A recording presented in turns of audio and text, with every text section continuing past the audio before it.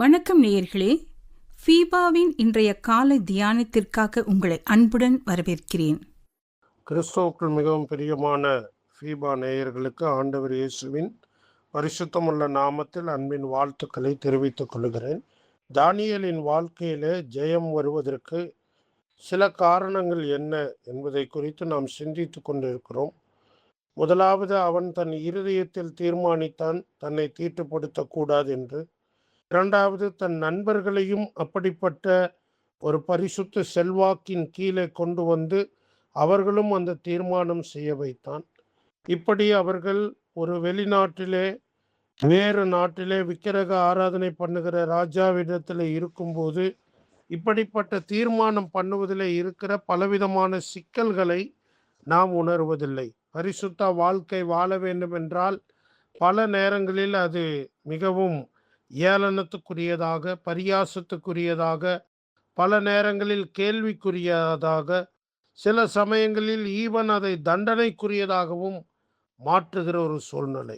பாருங்க, இந்த தானியேலும் அவருடைய நண்பர்களும் இந்த மாதிரி பருப்பு, மரக்கறி போன்றவைகளை சாப்பிட்றாங்க, பச்சை தண்ணி குடிக்கிறாங்க. இதை யாராவது போய் ராஜா கிட்ட போய் சொல்லியிருந்தாங்கனாக்கா அந்த சாப்பாடு பரிமாறுற பொறுப்பில் இருக்கிற மேல்சாருங்கிற அந்த ஆளும், அவருக்கு மேலே இருக்கிற அந்த பொறுப்பாளரும், அது மட்டும் இல்லை, இந்த 4 வாலிபர்களும் கட்டாயமாக தண்டிக்கப்பட வேண்டிய ஒரு சூழ்நிலை, இல்லைன்னா கொலை பண்ணப்பட வேண்டிய ஒரு சூழ்நிலை இருந்திருக்கு. யாராவது போய் கோல் மூட்டி விட்டுருந்தாங்கனாக்கா பெரிய பிரச்சனை. ஆனாலும் துணிந்து தேவனை விசுவாசித்து இந்த தீர்மானத்தில் நின்றாங்க. இந்த தீர்மானத்தில் தேவன் அவங்க விசுவாசித்ததுனால தேவன் அவருடைய முகங்களை களையுள்ளதாக, அவங்க சரீரங்களை புஷ்டியுள்ளதாக மாற்றினார் அப்படின்னு சொல்லி நம்ம பார்க்க முடிகிறது. புதிய ஏற்பாட்டில் நம்ம வாசிக்கிறோம், அருமையான அப்போஸ்தலனாகிய பவுல் தெசலோனிக்கேயருக்கு எழுதின நிருபத்தில் நம்ம வாசிக்கும்போது, முதல் நிருபத்தில் 4வது அதிகாரத்தில் அப்போஸ்தலனாகிய பவுல் இப்படி எழுதுகிறார். என்ன எழுதுகிறாரு? தெசலோனிக்கேயில் இருக்கிற சபை மக்களுடைய வாழ்க்கையில் அவங்க எப்படி இருக்கணும், பரிசுத்தம் உள்ளவர்கள் ஆக வேண்டும் அப்படின்னு சொல்கிறார். 1 தெசலோனிக்கேயர் 4:3, நீங்கள் பரிசுத்தம் உள்ளவர்களாக வேண்டும் என்பதே தேவனுடைய சித்தமாய் இருக்கிறது. அந்தப்படி நீங்கள் வேசி மார்க்கத்துக்கு விலகி இருந்து தேவனை அறியாத அஞ்ஞானிகளைப் போல மோக இச்சைக்கு உட்படாமல் உங்களில் அவனவன் தன் தன் சரீர பாண்டத்தை பரிசுத்தமாயும் கனமாயும் ஆண்டு கொள்ளும்படி அறிந்து என்று சொல்லி தொடர்ந்து சொல்லிட்டு 7வது வசனத்துல தேவன் நம்மை அசுத்தத்திற்கு அல்ல பரிசுத்தத்திற்கே அழைத்திருக்கிறார். 8ஆம் வசனம், ஆகையால் அசட்டை பண்ணுகிறவன் மனுஷரை அல்ல பரிசுத்த ஆவியை நமக்கு தந்தருளின தேவனையே அசட்டை பண்ணுகிறான். அப்ப பாருங்க, பரிசுத்தத்தை குறித்து அப்போஸ்தலராகிய பவுல் எவ்வளோ வற்புறுத்தி எழுதுகிறார் என்பதை நம்ம இங்க பார்க்கிறோம். பரிசுத்தமா வாழலன்னா நம்ம தேவனை அசட்டை பண்ணுகிறோம் என்று வேதம் சொல்லுகிறது.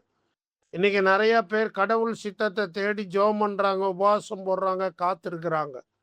வேதாகமம் வெளிப்படையாய் சொல்லுகிற இது தேவனுடைய சித்தம்னு சொல்ற காரியத்துல நம்ம முதல்ல கவனமா இருந்து நம்ம சரி பண்ணி கொண்டோமானால், அதற்கு மேற்பட்டு குறிப்பிட்ட காரியங்களில் தேவ சித்தத்தை தேவன் நமக்கு தெளிவாக வழி நடத்துறதை நம்மளால சுலபமாக உணர்ந்து கொள்ள முடியும்.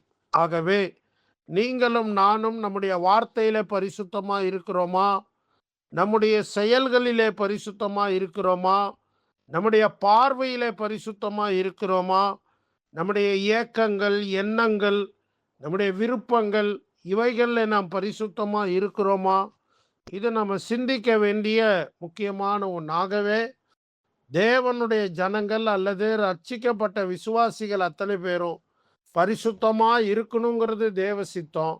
தேவன் அழைத்ததே பரிசுத்தத்துக்கு தான் என்று நாம் பார்க்கிறோம். அதை அன்னைக்கு இந்த புதிய ஏற்பாடெல்லாம் இல்லாத காலத்துல தானியேலும் அவனுடைய நண்பர்களும் என்ன பண்றாங்க, ரிஸ்க் எடுக்கிறாங்க. அது மட்டும் இல்லைங்க, இந்த சம்பவம் தெரிஞ்சா ராஜாவினால ஒரு கொலை செய்யப்படுற ஒரு தண்டனையான சூழ்நிலை. ஆனால் அவங்க துணிந்து விசுவாசத்தில் நிற்கிறாங்க. விசுவாசம் எப்பயுமே கிரியையில காட்டணும் அப்படின்னு சொல்லி யாக்கோபு நிருபத்துல யாக்கோபு ரொம்ப வற்புறுத்தி எழுதுறார். கிரியை இல்லாத விசுவாசம் செத்ததுன்னு சொல்றார். நீங்களும் நானும் தேவனை விசுவாசிக்கிறோம்னு சொல்றோம். ஆனா அதை நம்ம கிரியையில வெளிப்படுத்துறோமா? ஆனா தானியேலும் அவருடைய நண்பர்களும் தங்களுடைய வாழ்க்கையில அதை கிரியையில வெளிப்படுத்தி பரிசுத்தமா வாழ்ந்தாங்க. அதனால அவங்களுக்கு ஒரு நல்ல ரிவார்டு கிடைச்சது. அந்த ரிவார்டு என்னங்கிறத நம்ம 1ஆம் அதிகாரத்தோட பின்பகுதியில் வர்ற வசனங்கள்ல வாசிக்கிறோம். 1 பேதுரு 1ஆம் அதிகாரம் 15ஆம் வசனத்துல, உங்களை அழைத்தவர் பரிசுத்தராய் இருக்கிறது போல நீங்களும் உங்கள் நடக்கைகள் எல்லாவற்றிலேயும் பரிசுத்தராய் இருங்கள் என்று வேதம் நமக்கு அறிகுவல் விடுக்கிறது. ஆகவே நம்முடைய வார்த்தையில, நம்முடைய செயல்களிலே, நம்முடைய எண்ணங்களிலே நாம் தேவனுக்கு பிரியமான பரிசுத்தர்களாய் வாழ, பரிசுத்த வாழ்க்கைக்கு முக்கியத்துவம் கொடுக்கிறவர்களாய் இருக்க நம்மை நாமே அர்ப்பணிப்போம். அதுதான் ஒரு உண்மையான ஜெயம். தேவன் தாமே நம்மை நடத்துவாராக. ஆமென். இன்றைய காலை தியானத்தில் பங்கேற்றமைக்காக நன்றி. உங்களது கருத்துக்களை பகிர்ந்து கொள்ளவோ மேலும் விவரங்கள் அறிந்து கொள்ளவோ 9458585042 என்ற எண்ணிற்கோ அல்லது info@fibaonline.org தொடர்பு கொள்ளவும். தேவன் தாமே உங்களை ஆசீர்வதிப்பாராக. ஆமேன்.